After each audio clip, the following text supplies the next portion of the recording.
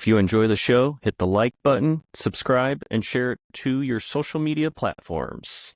Thanks for tuning in and enjoy the show. Welcome back, everyone. Matt with Tactical Tequila Podcast here. On the show tonight, I have Dr. Monique Chouraeshkenazi. C silent. Oh, my apologies. Thank you for being on the show. She is a combat Air Force veteran, CEO, clinical neuropsychometrician. She's a professor. She's a forensic neuropsychopathology expert, international best-selling author. She's made the cover of CEO Scoop 2025 for being a Disruptor Top 50 list. She's graced the cover of several other professional publications for her work in the mental health arena. You work with people who are the average everyday American to law enforcement, first responders, and military.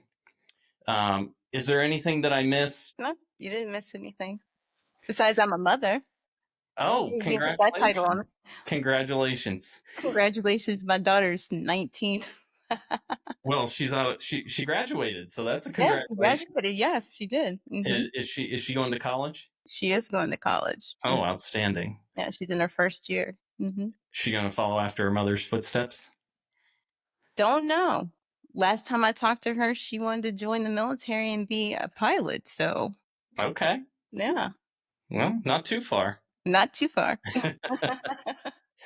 So kind of diving into things, from the military aspect, can you explain how mental health disorders manifest differently between veterans to civilians? So what I've seen, and this is even going back before I got into the profession, civilians and military are different in the ways of going back to basic training, how we're trained. We're trained to be disciplined. We're trained to be organized, prepared, always ready on the drop of a dime. So when you have those type of traits instilled in you over time, and then you go through your military service, maybe temporary duty or deployments, when you come back and you're diagnosed with, even if it's a condition or full-blown disorder, is different in the aspect of how military and veterans deal with it versus civilians because of what they've been exposed to. There's different variables in what I say we, because you and I are both veterans, what we've been exposed to versus civilians who have mental health conditions.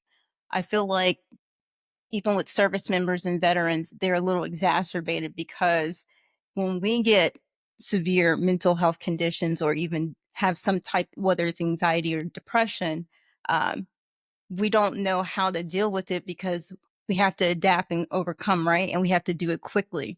So maybe it's something that we'll suppress and it'll come up later, maybe once we are settled back into our norm or once we retire or, separate from military service. But I think the big difference is because we have that adapt and overcome, we're usually pressing down those issues until they blow up and they become something bigger. So that's one of the things that I've seen about handling it. Whether we handle it or recognize that we have something going on is usually like, I don't think it's that bad. I'll deal with it later until something happens. With that, what are some of the most common mental health issues that you have seen that are faced by military personnel that are returning after a deployment? The top ones I've seen is major depressive disorder, PTSD, and MTBI, which is a mild traumatic brain injury. Those are the top three that I've seen, and that's the top three that I've always discussed in my research going almost 5 years back. How do you approach, kind of just briefly touching on PTSD there, how do you approach diagnosing PTSD versus other mental health disorders within military veterans? Well, PTSD is such a complicated condition, right? So you have to think about the timing, you have to think about the criteria to meet PTSD, and then you got to make sure that you're not misdiagnosis. So it's always doing like what we call a differential diagnosis. So with PTSD, There's certain criteria you have to meet. And in order to meet those criteria based on the American Psychiatric Association, you have to experience those symptoms at least 30 days or more to be diagnosed. If you don't meet that 30 days or more, it could be what we call acute stress disorder, where you experience those same symptoms that meet the criteria of PTSD, but it's 30 days or less. Or maybe adjustment disorder, which is another form of traumatic stress, is based on an event and it might occur sometime following that traumatic event, but it's different criteria in terms of being able to adjust depending on what that traumatic event is. For example, um, full disclosure, when I left the military, I had a difficult time adjusting to civilian life. Like, really, everything was like a military mentality. And being a full professor, like full time, I couldn't adjust to the civilian way of life. So, my friend unfortunately committed suicide around the time that I did transition out the military. So I did go to therapy, and my therapist was like, "You have adjustment disorder. Like, you're dealing with the grief of your friend who died. You're trying to adjust to from military to civilian life." And then at the same time, all these events are occurring and you're trying to get your battle rhythm going, but you really can't. So that's like a form of adjustment disorder, which is not PTSD because it doesn't fully meet the criteria and it doesn't last as long, too. It's usually 3 to 6 months. If it's more than that, then you're looking at some other factors. And what would you say that the impact of prolonged exposure to combat or war zone environments on a person's psychological well being? For based on my research and my professional opinion, it has devastating effects to how your brain will function over time. And that's based on the years of research that I have conducted. I'm talking about hundreds and hundreds of articles. Like I told you, the top three was MTBI, PTSD, and major depression. When you have those effects for a long period of time, whether you're being treated or you're undiagnosed or you're untreated, they can change and alter your brain. So it can change the cortical structure of your brain and how your brain performs, which can affect certain parts of that brain. Based on my research, what I've found is it's the prefrontal cortex of the brain, which is responsible for our decision making, reasoning, all the things that we utilize for good judgment. It affects that part of the brain. So when you see severe mental illness for a long period of time, it can cause damaging effects to the brain. That's why I'm literally continuing to conduct research in this same field because I want to see more, not just how cognitively, but is it going to cause permanent damage over time? And not only just causing damage to the brain, but what else have you seen as far as like family life and relationship wise with those individuals? As far as like um, how does it affect those?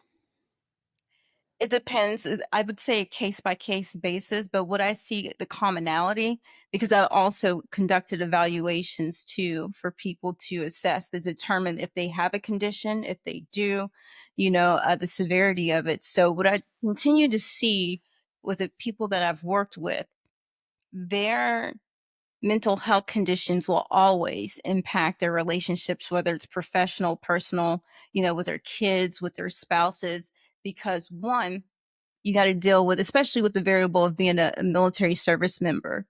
The one, we always, as a group, we feel like people don't understand us because we do what we do. So Yeah. that's one thing. People don't understand us. Now throw a mental health condition on top of it. Not only do people not understand us, now we're dealing with this, and some of us are dealing with it like in a closet. We don't want to share it because whether it be the job or their shame or the stigma of having a mental health condition in the military as be, but you'll see those different thoughts from a person, keep that inside, but not share it with their loved ones. And that caused tension, that caused chaos, that caused, I've seen a lot of divorces based on people who have mental health conditions, even those who are in treatment, because it will take time. Hmm. Especially based on the severity, we're not talking about, this. these things are going to be managed overnight. We're talking about months, and depending on the severity, it could be years, especially with those who have, TBI, because now they have to restructure their brain. They have to, work on their cognitive strengths and performance to be able to deal with their mental health conditions. So I've seen a lot of tension, stress, just a lot of negative things that will happen with families, but it takes, a special type of person to deal with it. For the most part, people are up for the challenge, and it's not that they give up after a short period. It's usually the long-term effects of mental health that will break down those Yeah. relationships. And some people, once you break down, it's kind of hard to stay with the game and stay with that person because now it's affecting your mental health. Yeah, and one of the things that I'm constantly saying is, you got to protect your mental health first Mhm. in order to help someone. And Exactly. the moment that it starts to wear on you, you either have to take a step back, reassess, or take a step back and think about how you can better help this person in another form or fashion in order to save your mental health. Exactly. That's Um, and so, in your experience, are there any specific barriers that prevent military veterans from seeking help for their mental health issues, or is it more of just the mindset of the veteran, you think, or are there any specific barriers within getting out of the military, the VA, and organizations like that?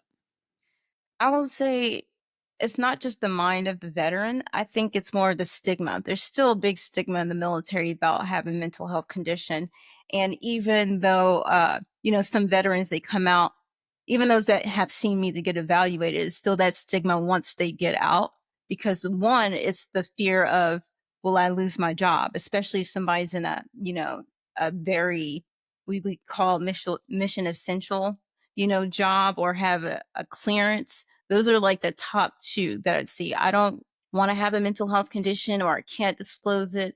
I'll try to fix myself, whether it's like I'll go to church or I go to a doctor, I'll see somebody, get a life coach because of that stigma. If I go see someone and it's on my record, it's gonna impact my clearance, it's gonna impact my job. I may get kicked out, and what am I gonna do then?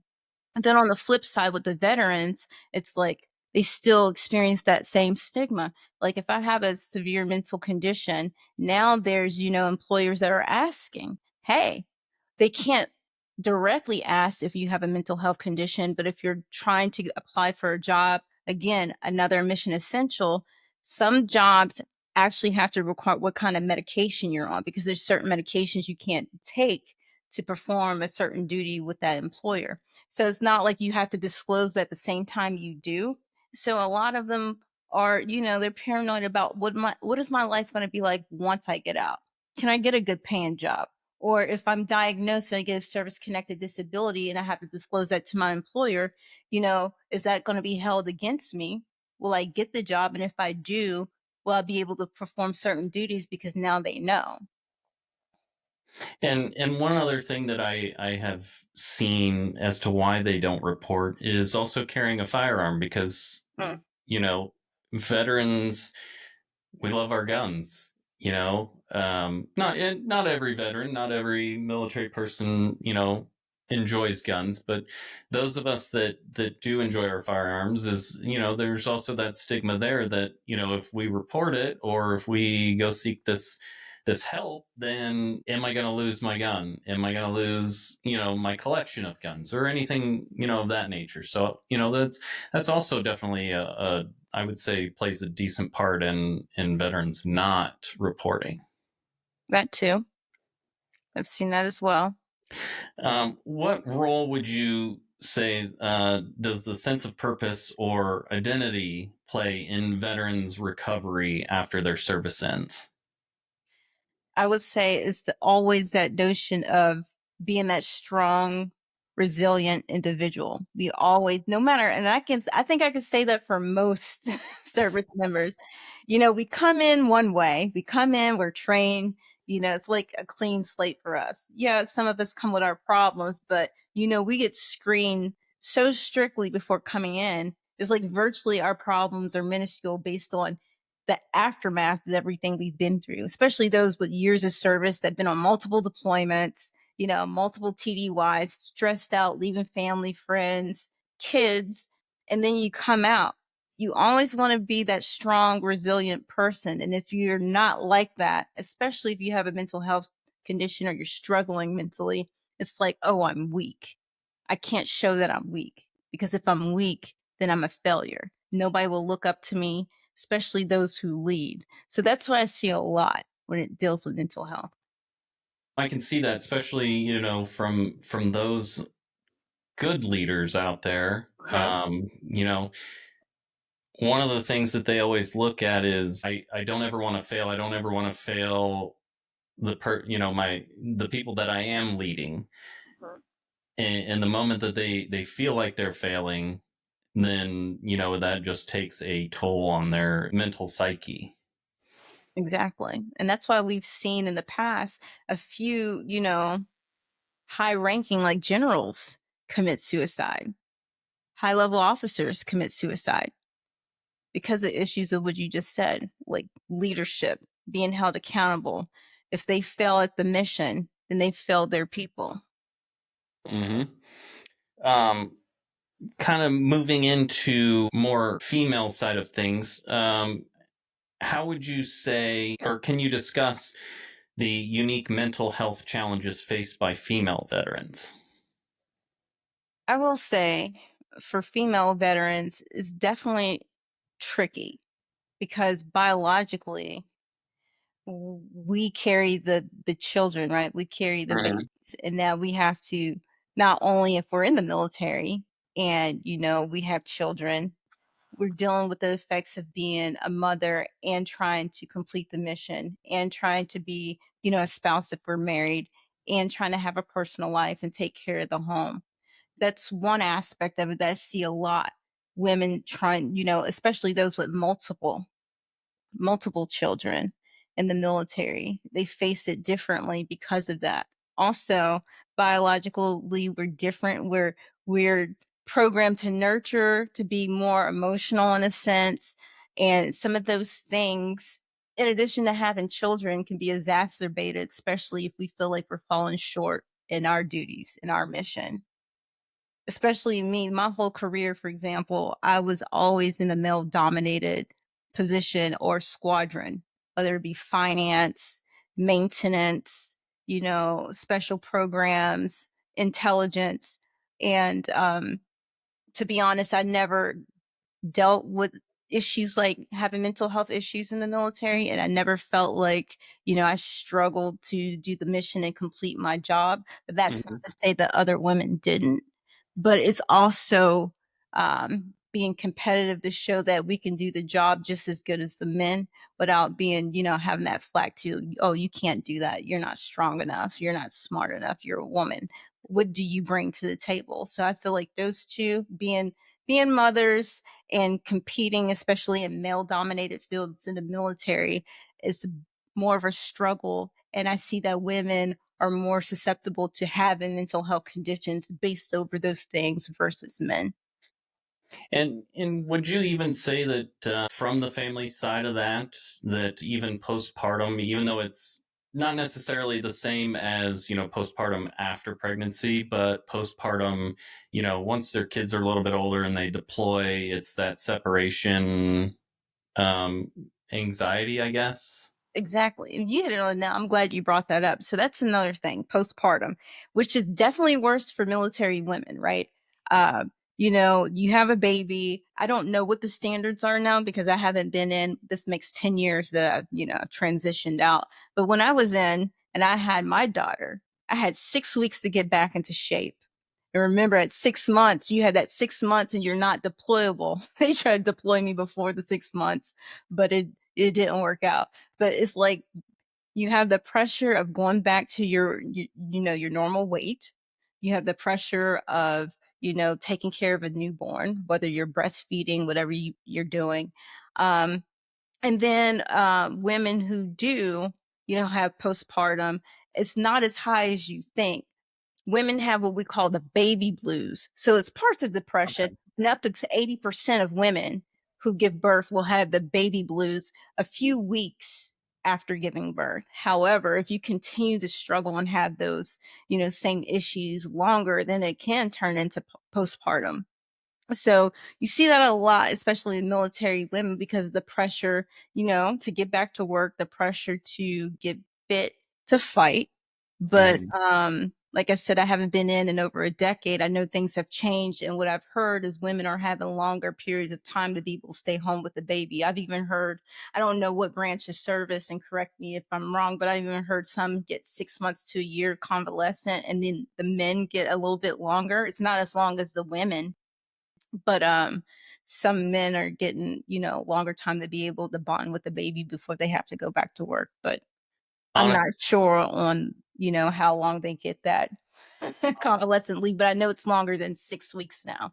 honestly, this January marked 10 years for me, Mhm. and ever since, I've got a couple friends that are in, but as far as like talking military or any of the policies or anything like that, like I've just distanced myself from that. Okay, So I definitely wouldn't be any good help as far as any information on that aspect. got it. What would you say some long-term effects of combat trauma on veterans' mental health would be, and how can we, as spouses, as significant others, as friends, how can we better support them through their lives? I have to go back to what I said earlier. The long term effects of the war on trauma will affect the brain. As I mentioned, like if it's, whether you're being treated, whether it's undiagnosed or untreated, if those coming back from war come back home and nothing's done about it, those symptoms will continue to worsen, which will continue to exacerbate the symptoms that they have, which will continue to worsen the brain and change the structure of that brain. So it can cause many different things. Again, I go back to my research. It's more than just psychological, it's neurological, it's medical, even your social environment, because like I said, the effects of mental health conditions do impact your inner circle, which is your professional life, your coworkers, your family members, Mm-hmm. kids.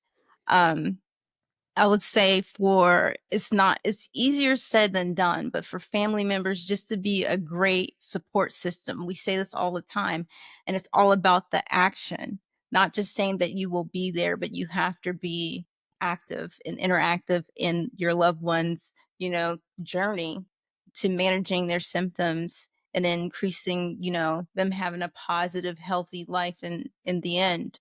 Because of the number one thing, people think it's just based on getting treatment, getting medicine to manage the symptoms. But if they don't have a support system, then what good is all that treatment if they don't have somebody, one, to hold them accountable, two, to be there when they need them, and three, to always be that support, whether it's them going to treatment with them or going to a doctor's appointment to do a checkup, whether it be checking on their medication or seeing how they're doing in therapy. They need an active support system.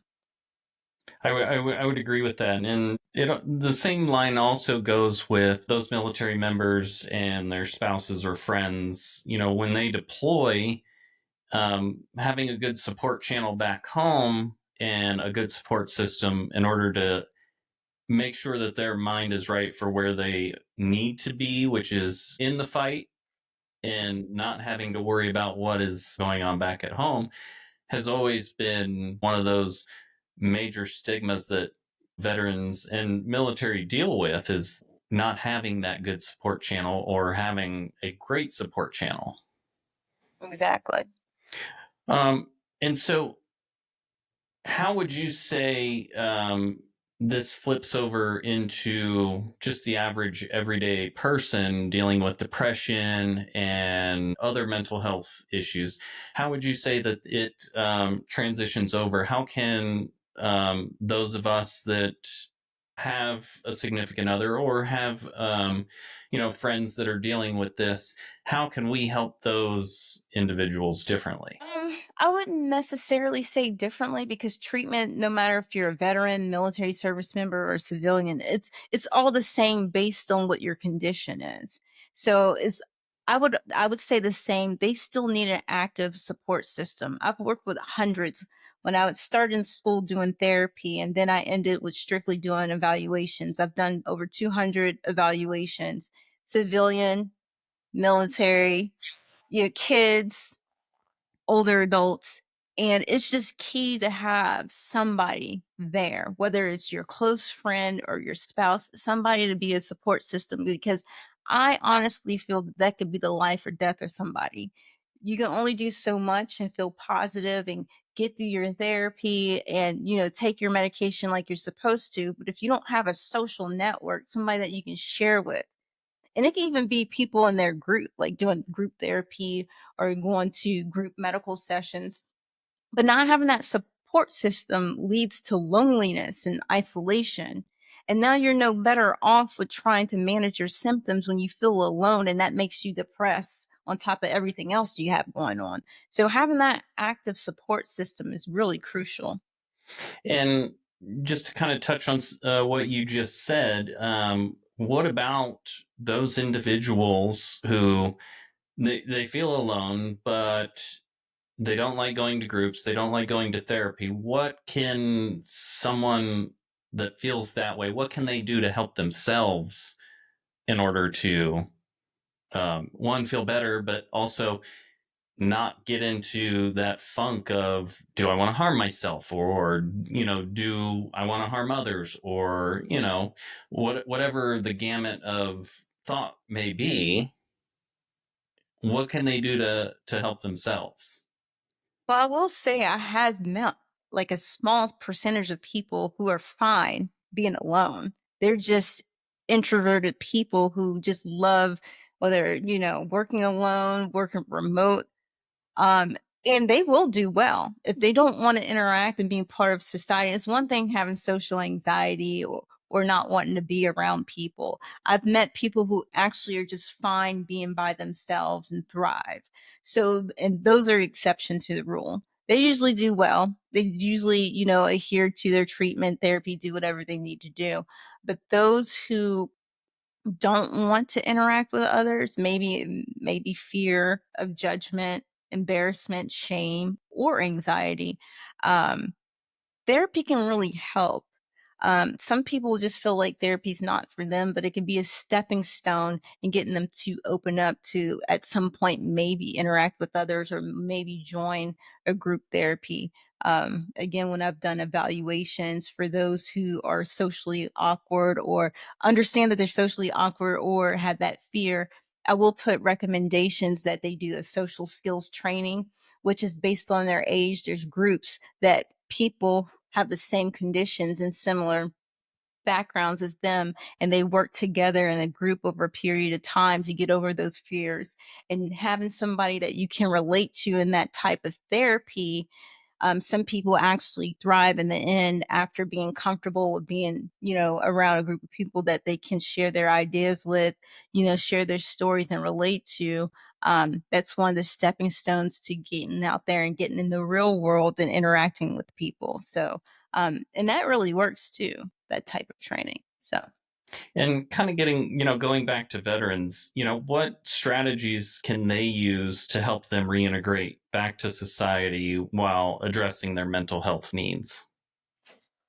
so feel like basically, how when we separated, we had TAPS, right? So it's that Mhm. transition from military into civilian life. And, they're teaching you your finances and all those different things, how to, build a resume and apply for jobs. I think they need to have a mental health component. I don't know if they do. When I transitioned out, there wasn't a mental health component. I honestly think there should be a mental health component and incorporated in the TAPS program, and every person transitioning out should be evaluated. That's my belief. Have them evaluated, have them screened, and if there's any diagnosis, let them know.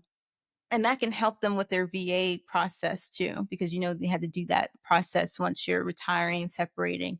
And I really think that that could be helpful in them understanding, especially those who don't know if they have a mental health condition when they're Mhm. transitioning out, and be able to provide them the proper services instead of them waiting once they have separated or retired to then start the process.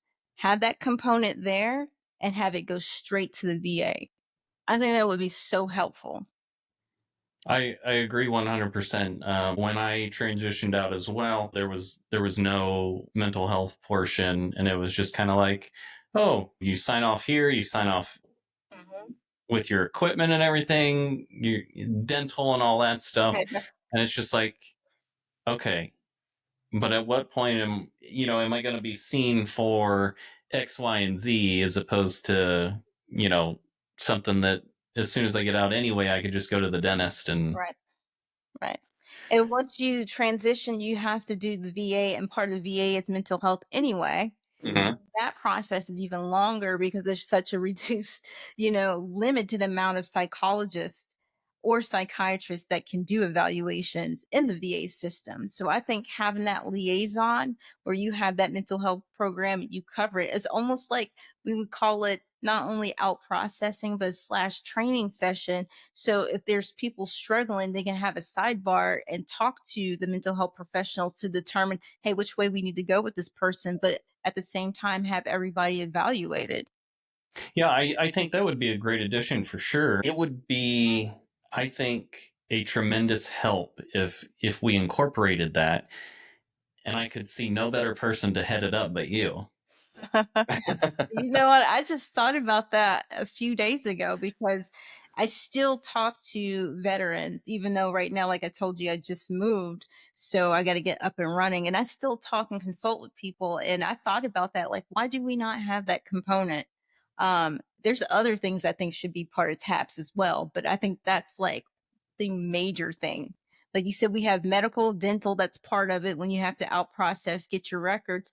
Why isn't mental health part of that component? I don't understand. Well, and just thinking about it now is, how much it would streamline the process for the VA? Mhm. Yes, Like, exactly. it would make things so much easier on their side and on the veteran side as well, because not only that, but you could, depending on if you already know where you're going to, live after you transition out, you could already get hooked up with a mental health professional in that area, or within commuting distance of the VA hospital. So yeah, I agree with you 100%. It should be part of the transitioning out of military personnel. Now you get this on records. Yes. So we're the first to come up with this idea. Right. um, would you say that there are any cultural or systemic challenges within the military that also make it hard for service members to seek help with their mental issues? Yes, I go right back to the stigma of having a mental health condition, and those feeling like if they disclose that they're struggling or they may have a problem, they're, appeared as weak or they can't complete their duties. That culturally, religiously, there's some folks in the military that have a certain culture or religion that doesn't allow them to even acknowledge that mental health is something. I've dealt with that too, a lot, where mental health is not something that's part of their religion and they don't believe in it. That's another barrier to getting the help that they need. But those, I would say, those are the major things. That and the stigmatization of, mental health in the military. And I will say that we have come a long way based on the research and everything I've done and talking to experts in the field and military mental health professionals, we have come a long way, but you still have another long way to go in terms of advanced initiatives that I feel like need to be connected in the Department of Defense. And when I say advanced, I'm talking about the narrow component of how mental health and severe mental illnesses can impact the brain. There needs to be initiatives based on and focused on that, especially you continuing to have people deploy and stay in, deploy, be exposed to that, stay in. you need advanced programs for that. And from a mental health professional standpoint, does the cultural um, challenge or systemic challenge, does that make your job harder as well? Or how do you overcome that? It doesn't necessarily make my job harder, but what I've noticed, the resources, again, like having those advanced programs, the resources are not there. I will say this is 2025. So 2024 and 2025, I've seen an influx of having patients that were active duty because TRICARE, they go through, military service and deal with military psychologists. Mm-hmm. They don't have enough to complete mental health evaluations. So I've seen an influx of active service members coming to, the practice. And I work with my supervisor and we literally did, I can't even tell you how many. And that let me know that there's not enough military psychologists to go around. And we're talking about the DC area, the hub of the Mm-hmm. military, the hub of the Department of Defense. And if I'm now a civilian veteran getting active duty service members to complete evaluations and assess them, that lets me know there's a need that's not being fulfilled within the Department of Defense. Well, I mean, even in the VA, because now, and it's been this way for years anyway, is that if they can't get an appointment within 30 days, they subcontract it out to community care, which in in Yeah. all aspect, for almost 90% of my medical care, whatever it may be, I would much rather have it outsourced to someone that I can go to regularly, not have to say, oh, yeah, you don't need to come back for 6 months to a year. And it's like, are you sure? Because, I've been through a lot and, all that stuff. So Mhm. it's just crazy. And I think that's why a lot of veterans, unfortunately, have committed suicide because they're not able to get the care that they need or don't feel like they've been able to get the care that they need. I completely agree with you. Again, just like the service members, the veterans, exactly what you said, community care. They don't have the VA psychologist to complete these evaluations. So I was also seeing veterans as well, doing record reviews, independent medical reviews, working with veterans trying to get their service connected disabilities adjusted, as well as those who had dishonorable discharges and were fighting appeals with their respective department branches to get those fixed. I've done Mm-hmm. all that. And all of that has been with the help of civilian attorneys. I worked with legal firms that worked with, veterans to get this done. Also, like you said, being brought from community care because they just don't have the resources to complete these. We found ourselves doing them as well. And just kind of segueing into from a couple of the questions that I've asked you into trauma informed care. How does trauma informed care differ from traditional healthcare, and why is it particularly important for veterans? But I will say when it comes to trauma care, it depends on what the situation is, especially if there's a traumatic event that somebody experiences.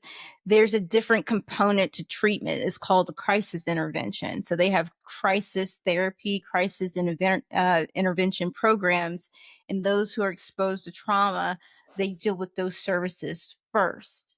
Now, if the trauma they can manage their symptoms and everything's fine, then that's where they stand. However, if the trauma is so severe, they will move on to further therapy, whether it's an individual, group, whatever it may be. However, the crisis is different component because it's only meant to be short term, but it's to handle that trauma immediately to get somebody to get back to where they were before they were exposed to the trauma. So that's the difference. And what would you say some of the key principles of trauma informed care that healthcare providers should keep in mind when working with veterans and everyday individuals? Every day. So first I want to start with the veterans and military because you definitely have to deal with them differently. And what I've found with working with veterans and service members exposed to trauma, they, number one, want to work with somebody who understands what they're going through. That's why I end up again having um, professional relationships with the military because I'm a veteran myself, number one. I understand what they're going through. I've been deployed, I've been in a combat zone. So, and I've faced some of the same things that they face. Maybe I didn't have PTSD, but I can still relate to them and understand where they're coming from. It's different when you're dealing with a civilian who's never had any military experience, less known, combat exposure, and working with somebody. It could also feel, I don't want to say cold, but what you don't know is what you don't know. So having a civilian work with the military, they can tend to be frustrated because they feel like, oh, I'm just a number and you're pushing me through a line. You don't really care. You don't understand. Whether you have a retiree or a veteran working with you, they don't feel that way. So that I wanted to cover that because I've definitely, had some clients, active duty and veteran, that felt like, they were comfortable and safe with me because one, the first thing they'll see on my signature block, oh, you were Air Force. So they tease me about being Air Force, the laziest force, right? The comfortable force. They'll tease me about that. But then when they, realize I've been in, like I did 13 years. Yeah, I'm a combat veteran. Yeah, I'd been there. And a couple of the patients I had, we were actually in Afghanistan at the same time and didn't know it.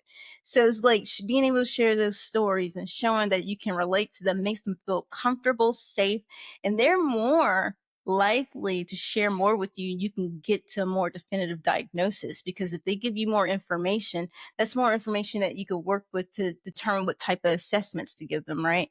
And then based on those assessments, this is the exposure that they have, this is the information you can give their loved ones based on the information that they give you. So that's why I always feel like when working with, veterans who need services, we need to have veterans working for them, number one. When it comes to civilians, I would say, the same. I feel like I'm well rounded when it comes to people. So it doesn't matter if I'm a veteran or not. Working with civilians, they can tell that I care about the work that I do, and they can tell that I'm going to give them the best service that I can because I love what I do. So I don't think they feel like, oh, she's going to treat me differently because I'm a civilian. I provide the same services, give the same information, and I always want to create a safe space to make them comfortable to be able to talk to me, right? Because getting the information is the key to helping them and giving them better treatment based on the information that they provide. Good. I love that answer. In Let's kind of move on. Because I know we don't have a whole lot of time together. Time flies. What initially inspired you to pursue a career in neuropsychopathology, and how has the field evolved over the years? So I want to say a lot of people are afraid of that word, neuropsychopathology. I did not make it up. Well, However, the I word was I coined. myself was afraid of it. What's interesting is, neuropsychology has been around for some time, but one thing I found about neuropsychopathology, there is research on there, but I couldn't find anybody who coined that term.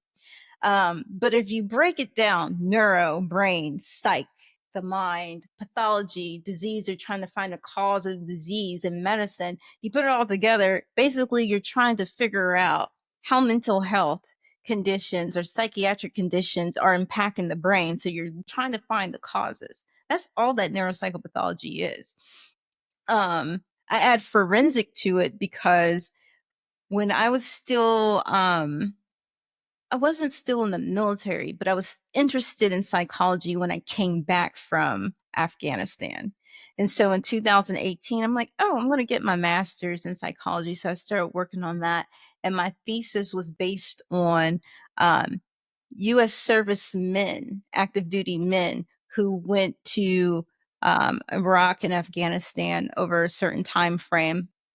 And based on that thesis, I realized that it was active duty white men between 18 and 25 were the ones committing violent crimes based on having the mental health condition of, like I told you, major depression, MTBI, PTSD.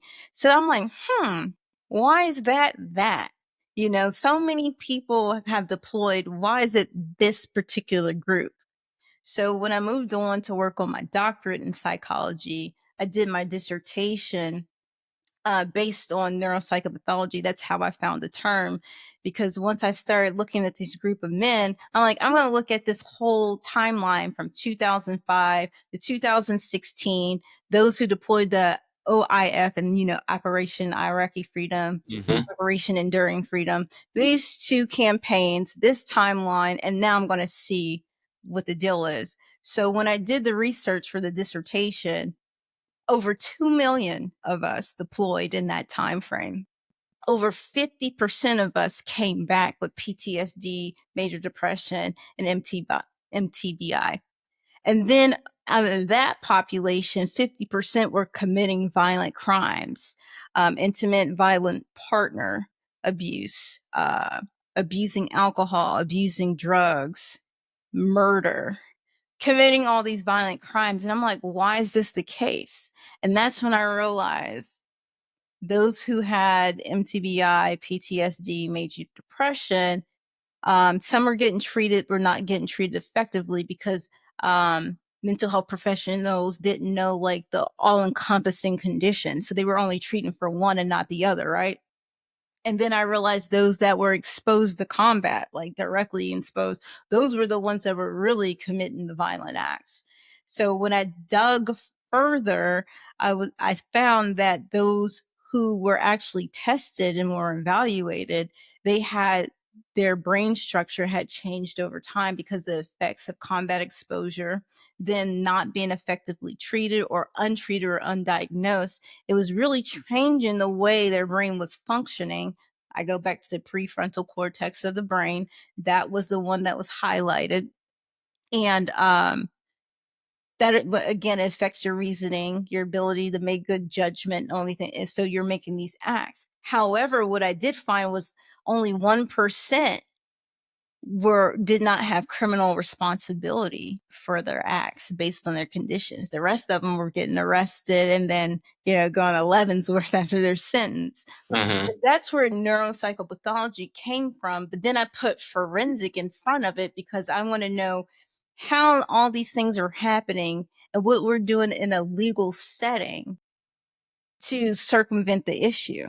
Because now we see issues where people are abusing mental health, using mental health as excuse to get out of their act that they're charged with. So now we have people making excuses. Well, I have this, so that's why I killed this person, or that's why I committed this robbery.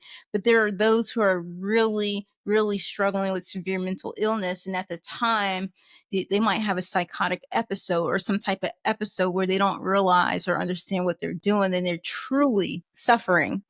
And that is the difference between somebody going to jail or prison for their act or going to, a psychiatric hospital to get treatment. So that's where neuropsychopathology came from. And again, I put forensic on it because I wanted to understand how the criminal justice system is going to interact to really, cipher out those who use it and abuse it, and then cipher out those who really need the treatment. They committed an act, but we really got to determine if it's criminal responsibility, is there insanity or competency issues, and that's where that all came from. How do advancements in neuroimaging and other technologies influence the understanding and diagnosis of the neuropsychopathological conditions that you kind of touched on there?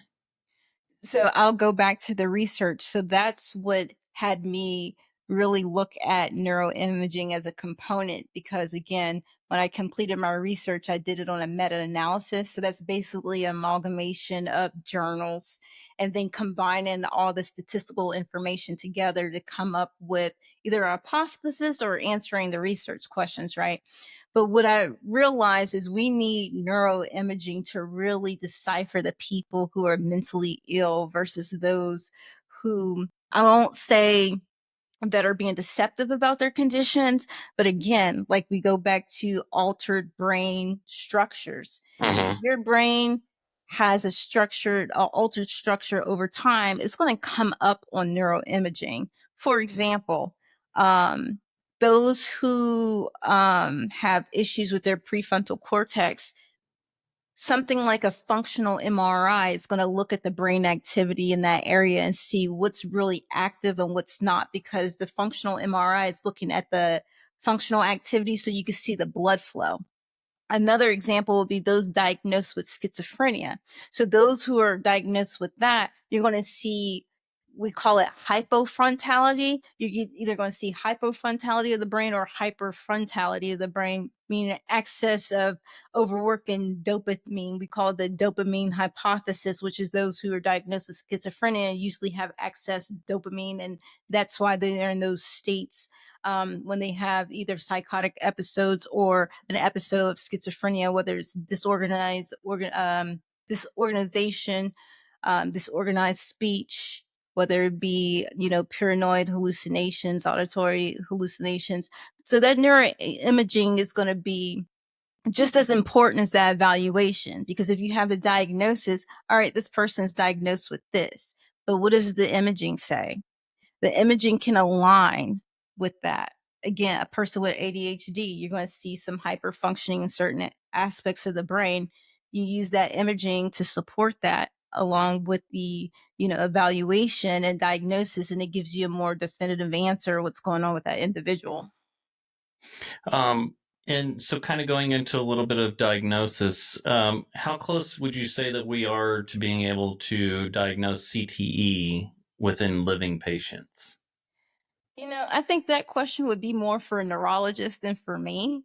But in my professional opinion, based on the research I've done, I don't know if we're really that close, because at this point, you still can't diagnose a person with CTE until after they died and you've done an autopsy on the brain, and then you can find the answers. So I haven't found any research. And anybody who's watching this, if you have any answers to this, please let me know, because from what I've studied right now, you can't diagnose it until after death. I have yet to find research where somebody's been diagnosed with it alive. Okay. Um, so, within your research, what are some of the most surprising findings related to the brain's response to trauma and chronic stress? I would have to say it's the imaging. um, because the imaging will tell it all. Diagnosis is one thing, and I find it funny that some people are just fine with the diagnosis via evaluation. Some people want further, like a second opinion, which is totally fine. But I think the neuroimaging says it all, and that's why I think it's important to be incorporated. Of course, I know it's expensive, but we need to find a way to where we can make it cost effective and work with medical providers, right? Because medical providers at this point are the only one that can do the imaging. Psychologists can't do it. Scientists can't do it. You have to be, I'm trained in neuroimaging. I went to school for it, so I can read them, but I can't, I'm not like a technician or a doctor that can say, hey, this is what it is, but I can read Right. it for my research purposes. But I think it's really important to have that neuroimaging along with the evaluation to be able to definitively do that. How can neuropsychopathology inform more effective treatments for individuals in high risk professions, such as law enforcement or even national security roles? Oh, wow. I find it to be so crucial because, for example, I actually did a case last year. It was my first forensic psychopathological evaluation. And I didn't have the imaging of the patient, but I had the medical records. And those medical records show that that person actually had like a post concussive syndrome, which will show abnormality in the brain. And so that was very not only interesting for me, it was shocking because it's like firsthand I got to see results from imaging to support my diagnosis. And I feel like that's definitely important for military law enforcement, especially if you're going to keep them in service. Like if you're saying we need to keep them in, they're high risk, they're mission essential, they can do the job well, they need to have those type of evaluations along with the neuroimaging to be able to keep their jobs. And there are ways to do it in a timely manner. For example, me, like I make sure that the evaluations are done in 2 weeks or less. Sometimes it's a lot shorter than that. But Hmm. neuroimaging needs to be combined, especially for those who are in those type of professions, to ensure that they're good to go. And if not, they can get the proper treatment so they can stay in service. And if not, they can still get the proper service to, if they Yeah, transition out, regardless, get them the best treatment that they can, the right treatment, which is really important. I agree. And kind of moving on to the national security and homeland security side of your background. With over 20 years of experience in homeland security, homeland national security, how have you seen the interaction with mental health and national security evolve in terms of policy and practice? So, to be honest, in the last 10 years, I don't know what the policies are. I just base it off of the work that I do with the patients that I work with.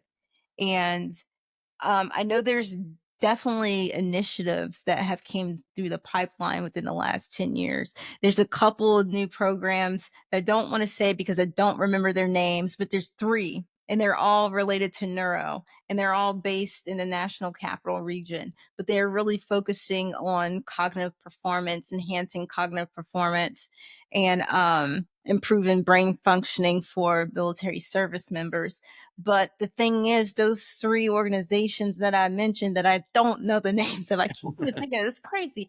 Um, they need to collaborate. They're only as good as what they do. They're doing the research. They're actually using, service members to do the research and to provide the treatment, but they have to collaborate. This is like a multidisciplinary affair. You have to have medical providers. You have to have psychiatrists, psychologists, some cases, social workers. That's what I find to be the biggest drawback, especially in national security, because we know how important information is. We know how important information dissemination is. If you're not disseminating the information, how good is it? And how are you protecting national security if you're doing one good thing, but you're not doing the whole thing to ensure that these people are mission ready? Like Right. that's like the major problem I have is the lack of communication between all these different providers. And what role would you say, or how do you balance the need for operational security with ensuring mental well being of those working in national security? The one thing I will say is I'm objective, not because I'm not going to go to jail for anybody, because I'm not going to go to jail for anybody, but I'm definitely objective in my work and I'm not biased because I'm a veteran. I understand and I can relate because I'm a veteran, but I'm not biased. So my thing is seriously, if I'm working with somebody that I feel like I don't want to say a threat to national security because that's kind of stretch, but I feel like can be a concern to doing their job, especially if it's high level or they have a clearance, I will make it known. I haven't had that happen since I've been doing that, but I've had a couple cases where people were facing discharge, and I had to do evaluations because of that. But I will tell you, if there is a person that is deemed incompetent or no longer competent based on their mental health conditions or might be, a threat to themselves or others, that's something that I will work with and directly if I have to do what I need necessary to work with certain other healthcare workers to do what I have to do. But then that also becomes a barrier because of HIPAA, right? You can't disclose their medical information. So if Right. I find somebody that's a harm, it becomes sticky because if you find that somebody's a harm to themselves or others, you have the right to report. However, when it comes to can this person stay in this job, it depends on if they're coming voluntarily to do this evaluation or they're being voluntold to come Right. do this evaluation. If they're voluntold, that's definitely different because the Department of Defense will have the access. and the justification to be able to read those findings to determine if this person may or may not be a threat to their job, to their duty, and eventually, national security. In your experience, how do national security professionals deal with the psychological toll of their work, and what are the unique mental health challenges that they face? I go back to the fear, they say the fear of being, that being seen as strong or resilient to being strong and resilient. The people that I've seen worked in national security, they do adapt and overcome regardless of what's going on. There's some that cannot, and that's why they unfortunately get discharged. But for the most part, those will be resilient. Regardless of what's going on, they will get the job done because the mission comes first. It's usually military, God, military, family.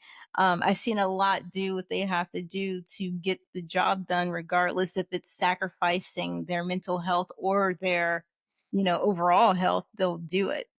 And I find that to be definitely something. I wouldn't say something to look up to, but it's definitely respectable to find somebody who's willing to put service before self, literally. But it's not a good idea because if you're not healthy, what good are you to the military? And I think that is the perception that we need to look at. Service before self, yes, but it can't be health before service, because if you're not healthy, you're not fit to fight. And if you're not fit to fight, you're not mission ready. And if you're not mission ready, you can't do the job. And if you can't do Right. the job, you shouldn't be in the military. It all goes down, Yeah, you know. agreed. And what do you believe are the most urgent challenges in integrating neuropsychopathology research into Homeland Security and into the Homeland Security protocols, and how can we better address them moving forward?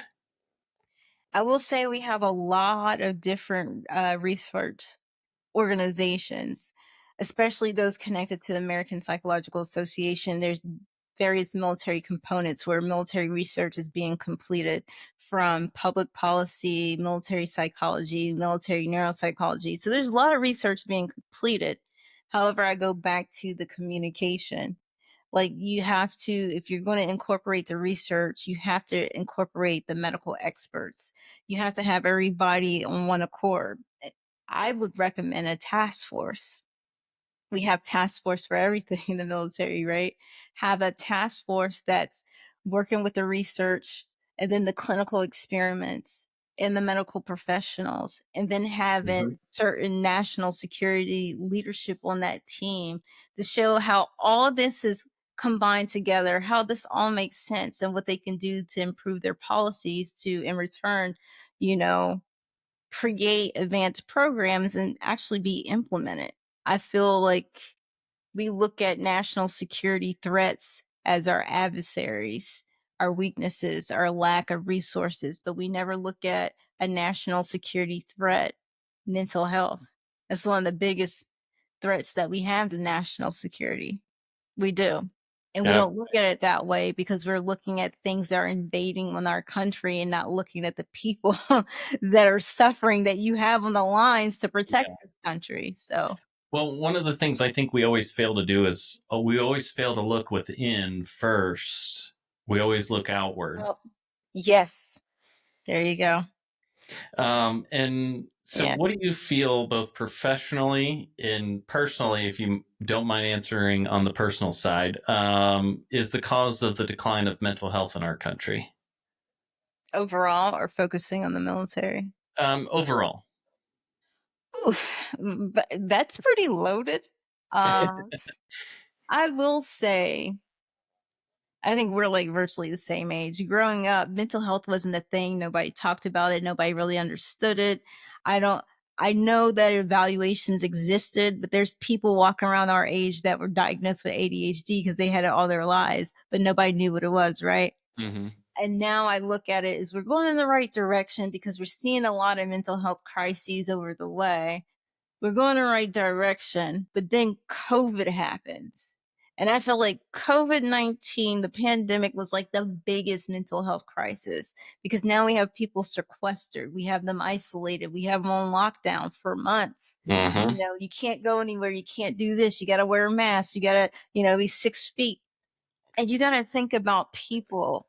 And I won't say people, I'll say different generations, the generations, the kids in, grade school, middle school, how that psychologically affected them. Yeah. You know how many teenagers and kids I dealt with had anxiety, and then, their parents come to me saying, I think they have this, I think they have that, I think they have ADHD. And then the common factor was depression and anxiety from being isolated for so long. And now they have to interact with society and actually go to school and be on a school bus and sit next to somebody and they're freaking out. Mm-hmm. Um, I think we went kind of backwards. So then we see this influx of the mental health crisis, and then it kind of dissipates because nobody's really talking about COVID now. And now we're seeing all these mass shootings. We're seeing random shootings. We're seeing targeted shootings. And just about every person who is committing these acts has a history of mental health. So that lets me know is if it was well known that these people had mental health conditions, they were going to treatment, they were being medicated, family that is aware. What are we doing wrong? How were they able to still commit these acts? What was going wrong and what was actually going right? So, on the personal level, it's frustrating because if I have to see another article, somebody committed an act against another person, and then it's like in the aftermath, well, we knew this person had mental health issues and we knew something wasn't right. I get so uncomfortable when I see that because if there was intervention, what happened to that intervention? Mm-hmm. Then it makes me think, is this a resource problem? Is it an access to proper health care? Is it a money problem? Do we have enough mental health professionals? If we do, are they doing their jobs effectively? What is going on? Then I start asking all these questions because on a personal level, I'm just very inquisitive. Mm-hmm. I'm working on some projects now where there's some case studies where I'm focusing on every major situation, and the people in these case studies, everybody's going to pretty much know them because they're like massive shootings, murders and things, or high profile cases that you just going to remember the names. And then you see this history, and then I have these questions like, what happened here? Did the Right. treatment stop? What is really going on? What are we really doing?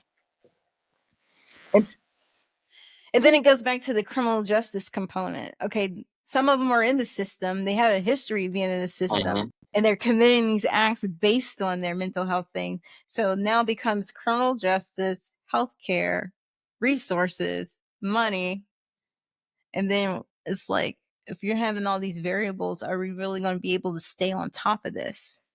Well, and then, looking at some of those is you even find that they were contacted by law enforcement. They were contacted by the FBI. They found it either they became on their watch list and then kind of fell off, or they came on their watch list and then just kind of slipped through the cracks somehow, and things like that. And it's so unfortunate because some of these things can definitely be, you know, um, um, what's the word I'm looking for? Or mitigated. Yeah. It's one of those things when you look at these cases and it's that one thing that if it just happened, this all could have been avoided Mm-hmm. because they slipped through the crack one way or another. And that's what I find fascinating. If it's just this one or two things that could be done, it could have changed the whole trajectory of the situation. So those are the case studies that I'm focusing on because I mean the point of putting information out is to learn from it, right? But if we're putting the information out there, we're not learning from it, then what are we doing? Right. So that's my personal question to the world. Like, if we're providing all this information and doing all this, what are we doing if we're not using it?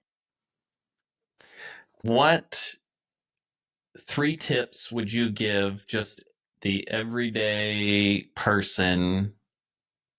What can they do in order to help their mental health? So everything is not for everybody. I understand that some people, regardless of the situation, they're not going to want to do therapy.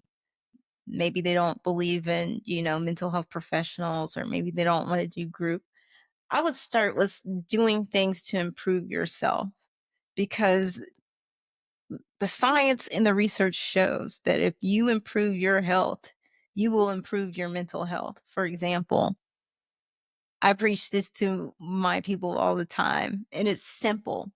Just getting proper sleep alone will improve your mental health and will improve your cognitive functioning and performance. Because if you're resting your body, you're resting your brain, you're regenerating it overnight to wake up fresher for a new day. That's one. Mm-hmm. Drinking plenty of water. I don't know how many times we talk about this. Drinking water, I don't know why that's so hard for some people, but we could like the taste. We like tasty things, sweet things, things, that are tangy, whatever. But if you drink Alcoholic things. that too. Um, so now you got getting proper sleep and drinking water. Now you're hydrated. You're functioning your organs so they can function on a daily basis. And then just eating healthy and exercising. Nobody said you have to be weightlifting or running miles every day of the week, but at least 2, 3 days a week be active. Those things alone can improve your mental health. If you don't want it, seek treatment.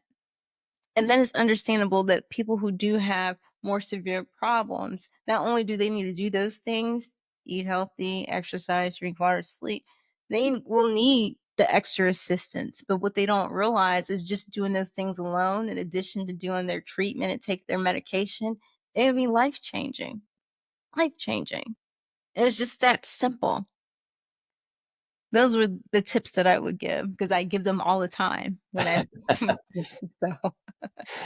From the mental health side of things, I've heard that as well. And honestly, in my opinion, exercise is one of the biggest mind clearing things that you can do, whether it's getting out for a walk in nature, walking around your neighborhood block, or just getting out, enjoying the sun, Mhm. just doing something in order to be out of your comfort zone of your house, or work, or wherever. If you're having struggles at work, take a walk around the building, Mhm. 10 or 15 minutes, and just clear your mind, and then you can refocus on what you need to refocus on, I feel. Exactly. Exactly.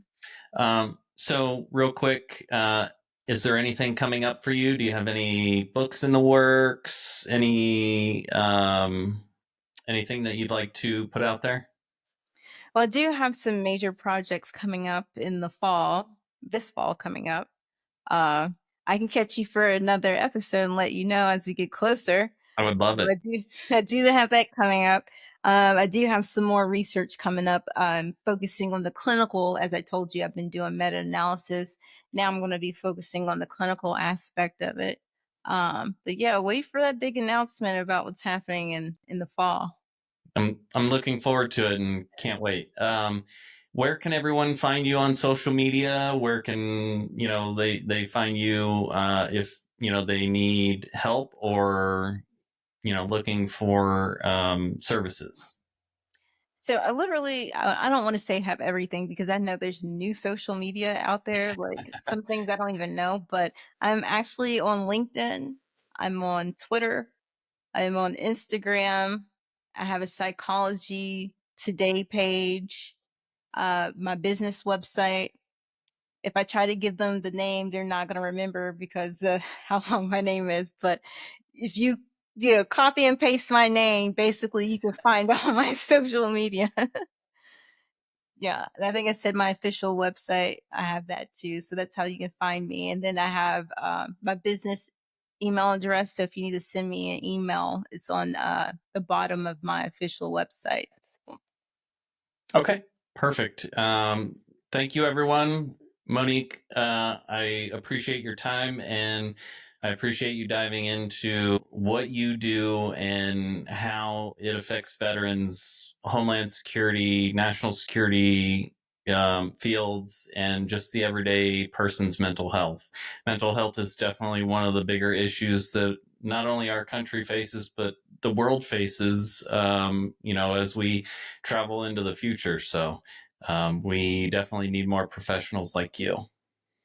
I love what I do and I'm going to keep doing it. And Matt, I appreciate you having me on. It's been a pleasure. Thank you very much. Thank you, everyone. Take care.